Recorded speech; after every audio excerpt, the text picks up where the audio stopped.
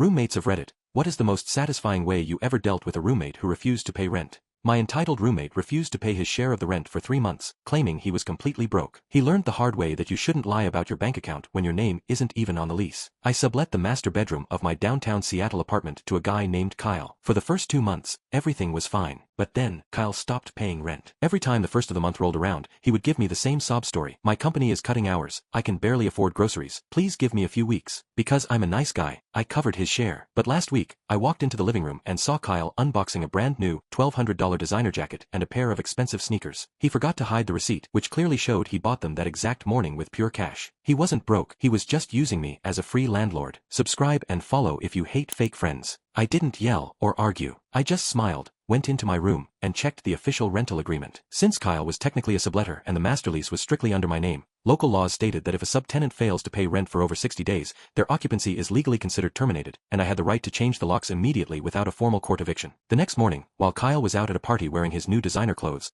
I called a locksmith and changed every single lock on the front door. I packed all of his belongings into neat cardboard boxes and stacked them neatly out in the public hallway. When Kyle came back at 2 a.m., he tried his key, realized it didn't work, and started banging on the door screaming. I opened the window, looked down, and said, "Since you can afford luxury clothes, you can easily afford a hotel room, Kyle. Don't come back." He tried to call the police, but when the officers arrived, I showed them the official lease agreement and the proof of 3 months of missing rent. The police literally told Kyle to take his boxes and leave the property immediately. Don't take advantage of people's kindness, guys. Would you have given him one last chance to pay, or did I handle this perfectly? Let me know in the comments, and I'll pin the best response. Follow Thread Tales for your daily dose of real-life instant karma.